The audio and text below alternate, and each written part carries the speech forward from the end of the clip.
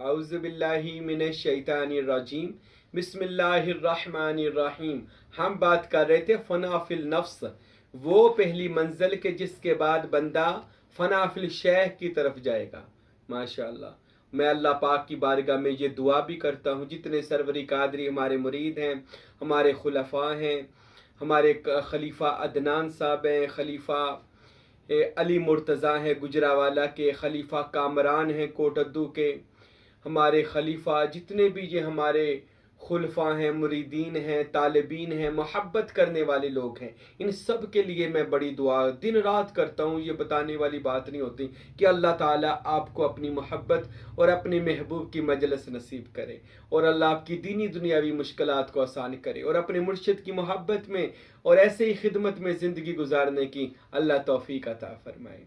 मेरे भाइयों, मेरे दोस्तों, याद रखिएगा, अल्लाह रब्बुल आलमीन जल्ला शानुहु ने कुरान में फरमाया फ़फ़िर्रु इलल्लाह, लोगो अल्लाह की तरफ दौड़ो, अल्लाह के रास्ते पर आ जाओ, अल्लाह के मुकाम में आओ, यानी जहाँ पर अल्लाह ताला की ज़ात है वहाँ तक दौड़ लगाओ।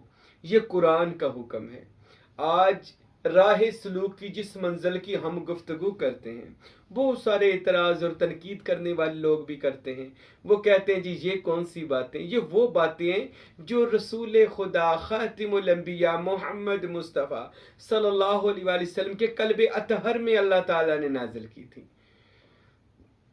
और मेरे और आपके सरवरे दो जहां महबूब ने इसको अब मौलाए कायनात हजरत अली अलैहिस्सलाम को और दीगर सिहाबा पाक को भी इसका इल्म अता फरमाया, और मौला हसन और मौला हुसैन को ये इल्म अता फरमाया, और दीगर औलिया खुदा को फिर ये 12 इमामों से ये इल्म बातनिया और ये रूहानी जो इल्म है ये मुंतकिल हुआ, उन तक नहीं रहा, बल्कि इसको औलिया को सीना ब सीना मुंतकिल किया गया, इस इल्म लदुन्नी को, कि जिसको सीखने का हुक्म अल्लाह ने मूसा नबी को दिया था कि तुझसे भी ज़्यादा इल्म वाला बंदा खिज़र है, जा उसके पास चला जा, और उससे इल्म लदुन्नी वो इल्म जो बराह रास्त खिज़र मुझसे हासिल करता है।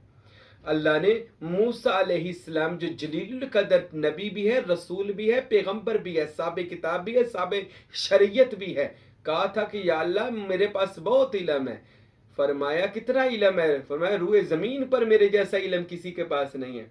अल्लाह पाक ने फरमाया नहीं मूसा, तुझसे भी ज़्यादा इल्म वाला मेरा बंदा है, जा सफ़र कर, अपने ग़ुलाम यूशा बिन नून के साथ चल, जहाँ पर 2 समंदर मिल जाएं, जहाँ पर 2 समंदर मिले वहाँ पर चल, जहाँ पर मछली जिंदा हो जाए वहाँ पर मेरे यार का डेरा है, आस्ताना है, वहाँ पर चल।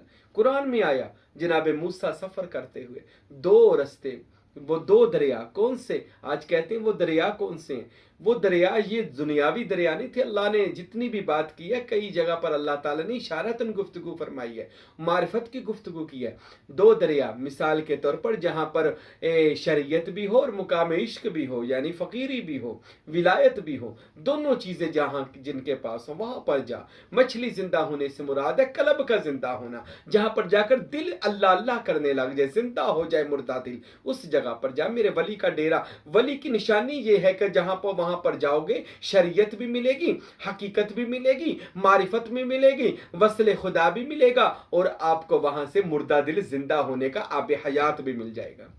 वो खिज़र के पास है आबे हयात, जो हमेशा जिंदा कर देता है बंदे को। वो कौन सा आबे हयात है? वो जनाब खिज़र ने इशारा दिया, लोगो वो आबे हयात, यानी आपका मुर्शद आपको वो आबे हयात पिला देगा, यानी वो इसमें अल्लाह ज़ात अता कर देगा कि जिसको आप अपने दिल पर नक्श करोगे तो आप अल्लाह की ज़ात में बाकी रहोगे, फिर आप हमेशा रहोगे, कभी मौत नहीं आएगी। ये ज़ारी मौत की बात नहीं हो रही, ये उस ज़ात में चले जाना, तो उसके बाद ये मौत तो कोई मौत होती ही नहीं। वैसे मौत होती ही नहीं है, क्योंकि बंदा मरता ये एक अलग टॉपिक है, क्योंकि रूहें हमेशा जिंदा रहती है और इनका ताल्लुक हर जगह पर हर दुनिया के साथ रहता है, और इसका कह ले इसको हाजिर करने के भी तरीके ये मौजूद हैं।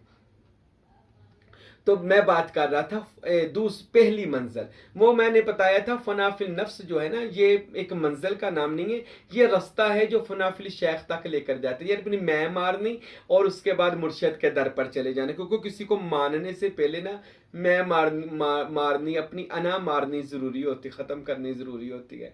फिर बंदा मुर्शिद का जाके कामिल पीर का जाकर अपने कामिल पीर और मुर्शिद का बैत हो जाता है। अच्छा, जब बंदा किसी कामिल वली अल्लाह का, जहाँ भी आप बैत ज़रूर हो जाना।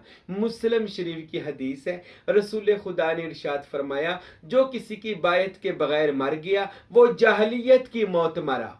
जाहलियत की, ये मुस्लिम शरीफ की, कोई बंदा कहे जी अपनी तरफ से हदीस है, अपनी तरफ से नहीं है। और बाज इसका तर्जमा करते हुए कहते हैं जी ये खलीफा के लिए नाज़िल हुई थी, उस जमाने के जो खलीफा थे। मेरे भाइयों याद रखें, उस जमाने के जो खलीफा थे वो चार से 5 खिलाफतें तो ठीक थी। हजरत अबू बकर सिद्दीक, हजरत उमर फारूक, हजरत उस्मान ज़िन्नुरैन, हजरत मौलाए कायनात अली शेर खुदा, हजरत इमाम हसन। उसके बाद तो सारी मलूकियत शुरू हो गई थी। तो फिर जो आपको भी पता है यजीद और मरवान की बाद में बैत का क्या हाल हुआ था, क्या लोगों का वो हाल कर रहे थे, कितने जुल्म और सितम अहले बैत पे कर रहे थे। तो इन ज़ाहरी खुलफा पर हरगज़ ये आयत नहीं है। ये आयत को मौलाए कायनात और अहले बैत आइमा ने इसको इज्तिहादी बैत यानी फिर कौन कहा कि अति